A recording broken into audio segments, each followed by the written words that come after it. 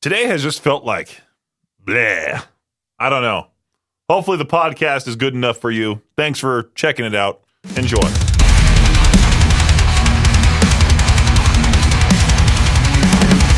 It's Pre-Friday, aka Thursday, November 21st, 2024. Peach's Pit Party kicking off here on K-Bear 101. Loyal listener Stuart, he called me yesterday to tell me first the news that he hurt his ankle real bad, that he stepped off a ladder wrong and his foot went sideways, very similar to how I broke my ankle back in high school and then sprained it again a few years later when I was playing in an adult league basketball game. I did the tip ball, jumped up, came back down, landed on the guy's foot went sideways again. That one was just a bad sprain, but it was a whole lot more purple.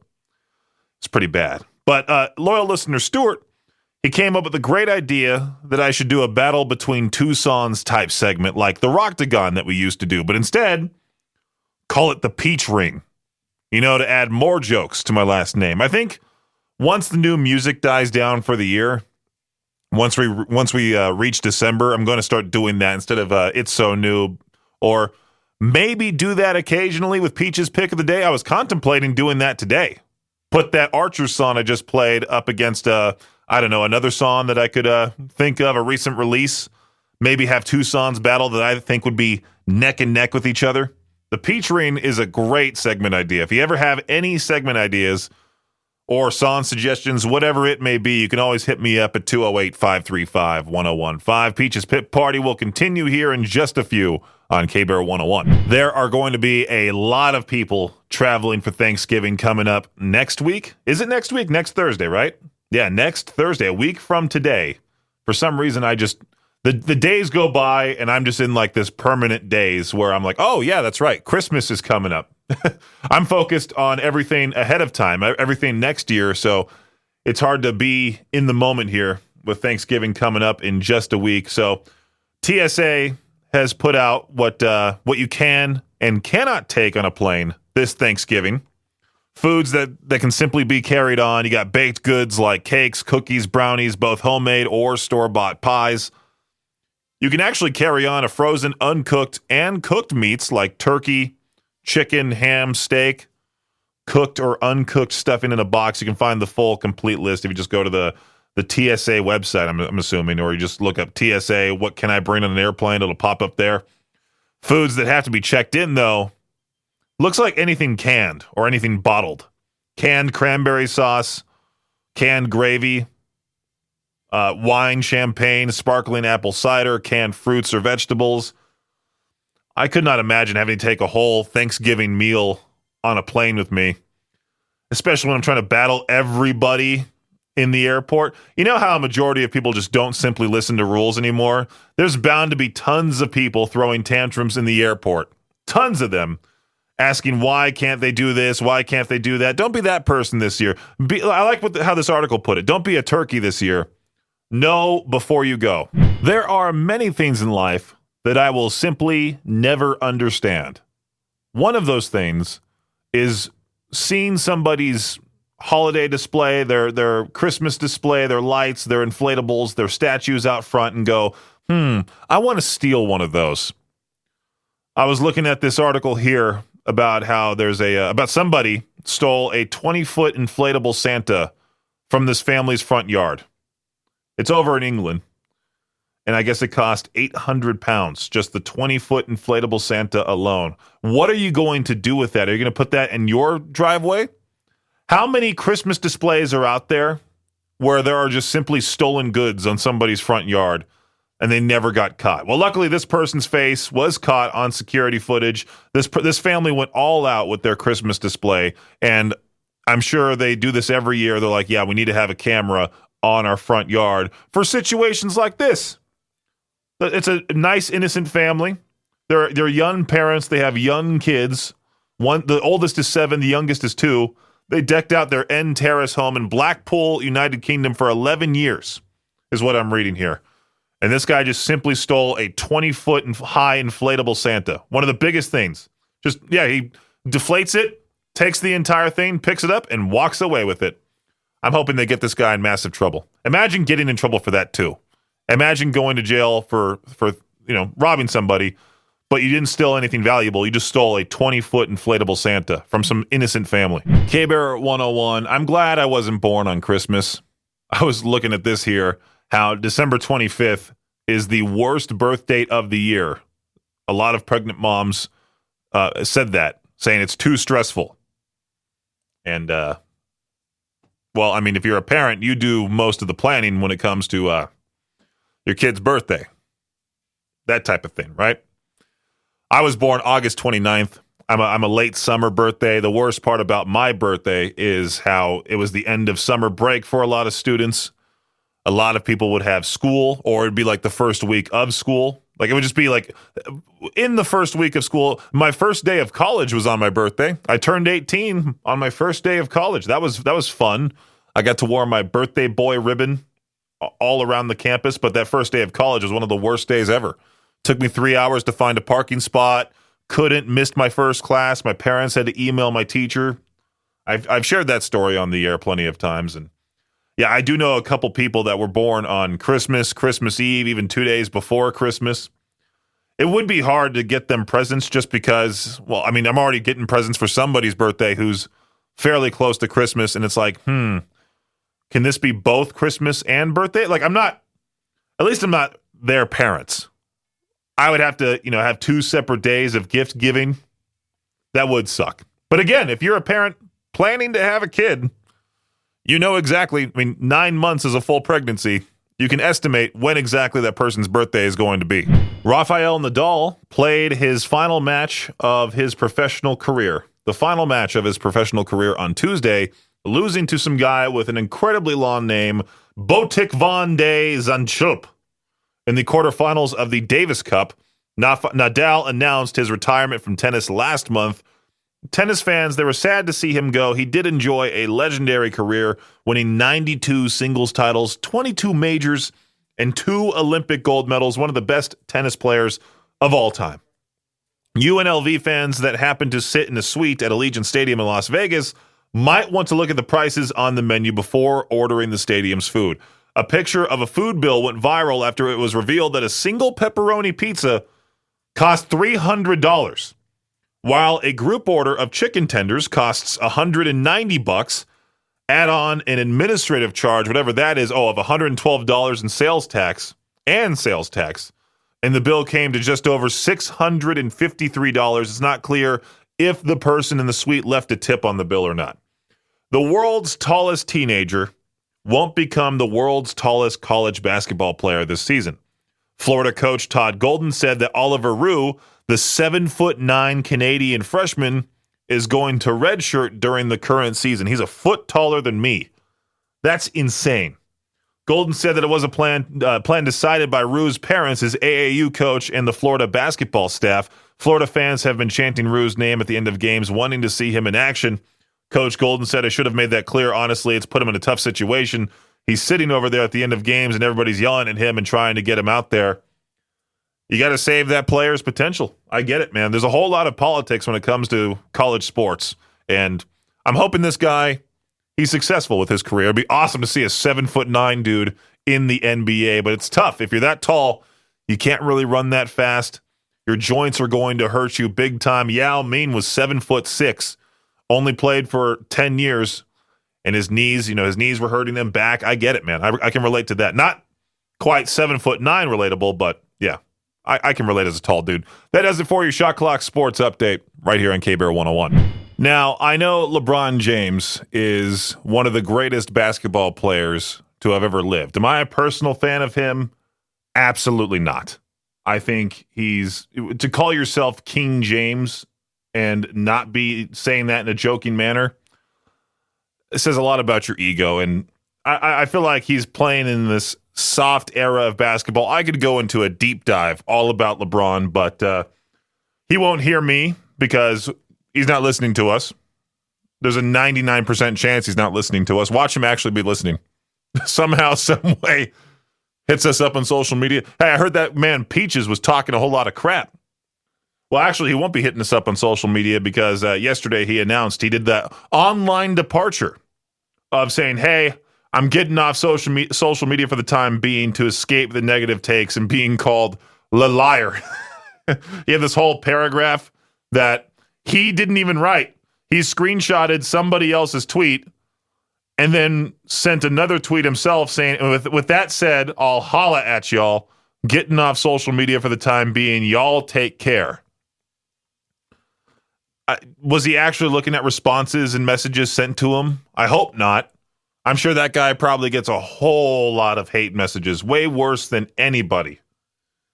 It would suck to be a professional athlete, especially someone as well-known as LeBron. That guy is worldwide. And you know there's people hitting him up on social media every single second of every single day, sending him messages of things that I will not repeat on the air. All right. I saw somebody have a really funny take online about how the McRib is essentially the Nickelback of food. Everyone says they hate it.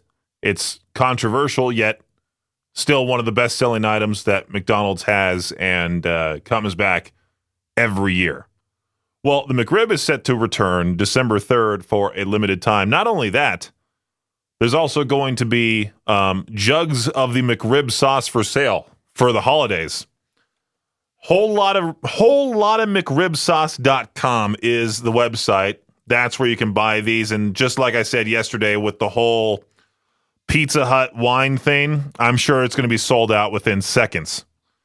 But who exactly do you know right now has a half-gallon jug of sauce in their refrigerator that they use quite frequently? I bet you don't know anybody.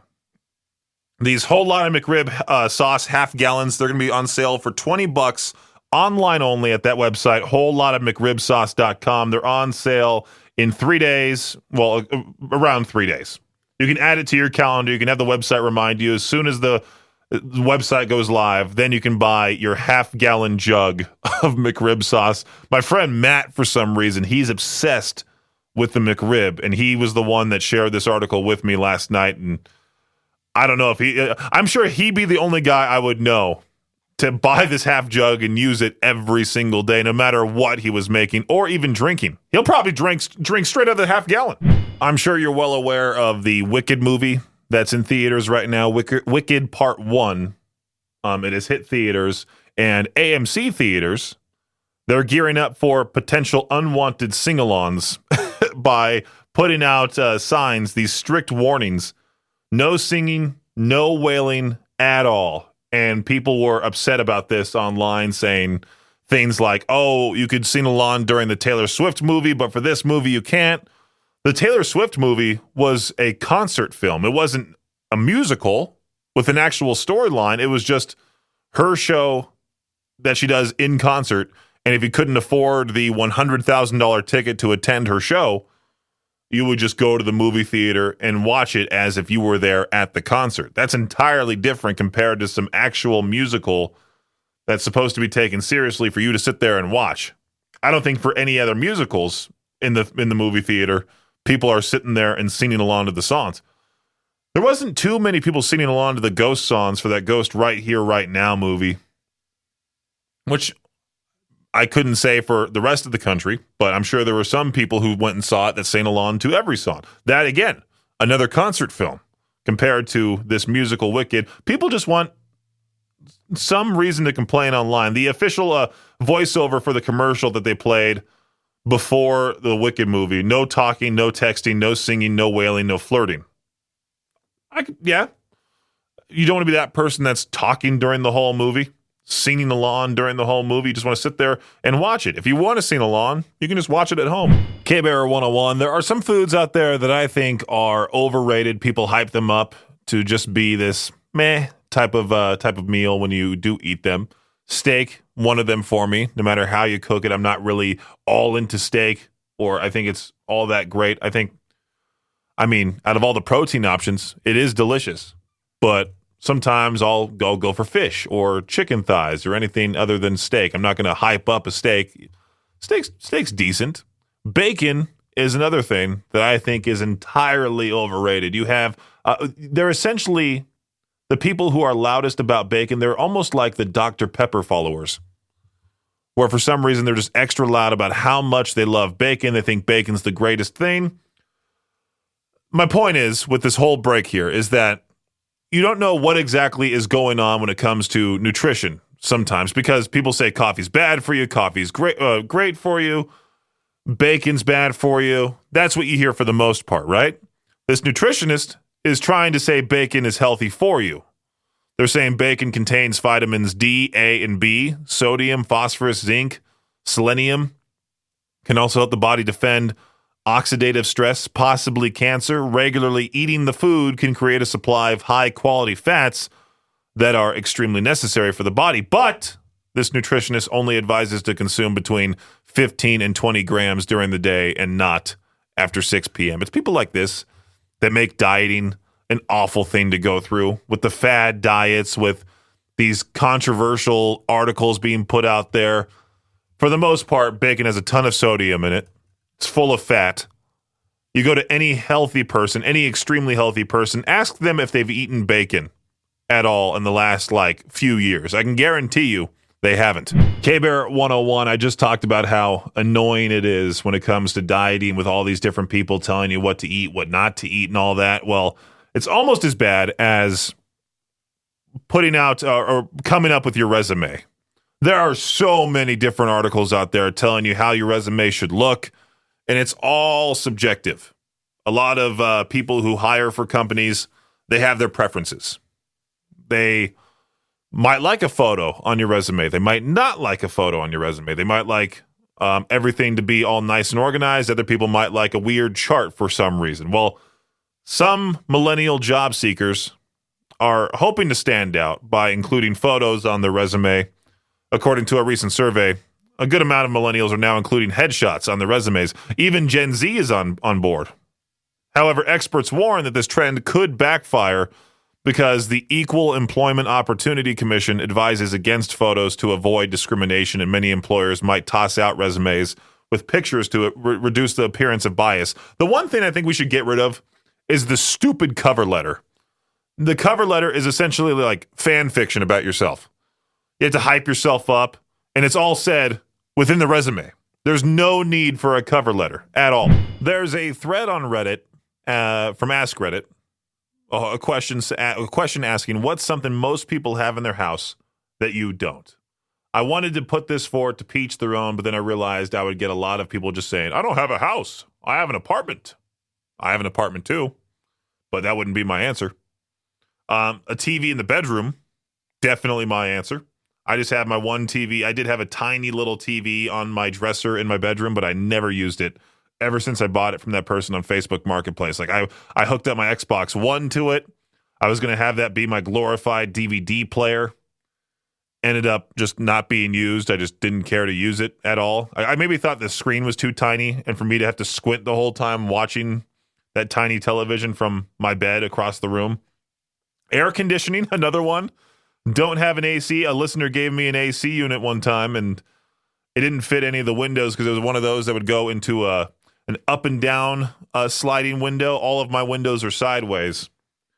And in the summertime, it does get brutal. A dishwasher, don't have one of those. I do have a microwave. I'm just reading some of the responses here for what's something most people have in their house that you don't. I saw kids, definitely don't have those. Definitely don't have live, laugh, love signs anywhere. Would never want any one of those in my place. Debt? No, don't have that. Mayonnaise. Oddly specific. I don't think I have any mayonnaise. Houseplants. I used to have houseplants. They're now gone. An Apple device. Is this one of those responses from one of those people? I wouldn't have a Google Home. I don't want the government in my house. I might have to save this for to peach their own. Maybe tomorrow. What's something most people have in their house or apartment that you don't? An elderly woman, she was hearing strange animal noises coming from under her Los Angeles home. She got a huge shock when police came to investigate. They just found a naked man living in her crawl space. The 93-year-old thought she had dogs or other wild animals scurrying through the crawl space, but when the noises started getting louder, especially in response to her walking across the floor, she called the police. You would think this lady in her old age, she's like, Maybe people didn't believe her. They're like, okay, you're just hearing things, Grandma. Sit down, eat your oatmeal. Officers arrived to investigate. That's when they found that naked man, discovered he had settled into the crawl space over several months. It is hard to find a place to rent in L.A., for sure. It's a 27-year-old man named Isaac Betancourt refused to come out. They had to use tear gas to remove him. Meanwhile, the woman's family has already secured the crawl space to prevent any other unwanted house guests, those that refuse to pay rent. If you have any crawl space of any kind in the Southern California area, you got to make it off limits. Squatters are a huge problem out there. Idaho's only rock station, K-Bear 101. Earlier this year, Oceano was supposed to be in Salt Lake City. Well, they were. They performed in Salt Lake City. I wish I was in Salt Lake City at that show. It was a cheap metal show, but I think there was already another show that I was going to that just got in the way of me doing another drive down to Salt Lake for a tiny metal show and back. Takes a lot of planning for that. You know, if I were to go down to Salt Lake City for another show, most likely for something like this, for Oceano, I would have just came back the night of. Would have been cool to see them, but now I guess I'll never see them again or never see them at all because the band announced that they're disbanding as of yesterday. Well, Adam, the lead vocalist of Oceano, announced that Oceano has dropped out of the upcoming Attila tour just because of things with the other bands that I'm not going to get into detail with on the air, but you can find the whole post that Adam posted on social media all about the metal scene and how he had no idea there was controversy with the band Dealer, controversy with the band Attila. Attila is essentially the heavier version of, well, I wouldn't even say that because Attila has gotten into actual legitimate trouble with a lot of different things and Falling in Reverse, I was going to compare them to Falling in Reverse. Falling in Reverse, Ronnie's just a loudmouth and, you know, has controversial takes online. That's about it. But Oceano, Adam, the vocalist, he has just said, yeah, I'm out. I'm going to become a solo artist, forget Oceano, and move on from this terrible metal industry. Again, you can find the full statement online at Adam on Earth, whatever his username is. I bet you'll find it. A lot of the news outlets out there have already shared it today. K-Bear 101, Idaho's only rock station. It is time for To Peach Their Own. I don't know what started this whole thing on Victor's show, but there was this one listener named Josh who decided to call in at 208-535-1015 and ask Victor the question, what country song should be covered by a rock or metal artist, and what artist do you think would work best? So I figured why not ask that for To Peach Their Own today. And so far, I mean, I asked it in the K-Bear 101 Idaho Rock and Metal general chat there. Loyal listener Stuart wrote Gojira Thunder Road, which I thought was a great fit. That'd be pretty cool. But I would love to hear your answer. 208-535-1015. I was making up some funny stuff this morning. Fancy Like from Meshuggah is what I said. 9 to 5 from Sleep Token. I think that'd be pretty funny, right? Let me know your answer for it to Peach Their Own. Yesterday's question went extremely well. I'm hoping today's also does the same. Call in right now. K-Bear, what is happening? Not a whole lot, man. How about you? I'm doing fantastic. Thanks for being the first caller for To Peach Their Own. What country song would you want to see covered by a rock star, or a rock artist, I should say? I would have to say Ghost Riders in the Sky by Devil Driver. Ooh, yeah, I haven't heard anything from... I know I've heard a couple songs recently from Devil Driver. Were they putting out a new album recently? I have no idea. I don't think I've heard them for a long time. The last song I heard from them was like their own was Clouds Over California. That was a long time ago. Yeah, they did Sail. They put out a new album last year. Oh, okay. And I'll check that out. I keep track of all the songs for Jenk Show, and I'm the one who adds the new songs to Jenk Show. And I remember adding If Blood Is Life or This Relationship Broken into that. But yeah, I mean that'd be a good cover. I think it would. They did really good on Sail, so interesting. I mean, I think Ghost Riders in the Sky would be really good by them. K-Bear, what's happening? Not much. How are you doing, Peaches?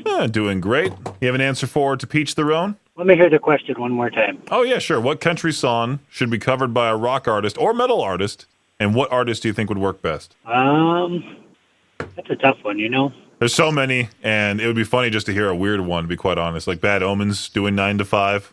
You know, I think that would probably be a pretty odd pairing for sure. Get Noah screaming it instead of singing it. But you'd have to have, like, the twang in the background.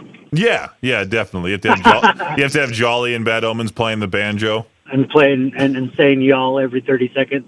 What's that jug that you blow into? Like the moonshine jug? Yeah, do that. Put that in there, too. The Wild Hillbilly moonshine drug. Yeah. Thanks for listening to Peach's Pit Party, the podcast. If you enjoy the show, please share, subscribe, and rate the podcast. Peach's Pit Party is hosted by me, Peaches, and is a production of Riverbend Media Group. For more information or to contact the show, visit riverbendmediagroup.com. Until next time, Peach out.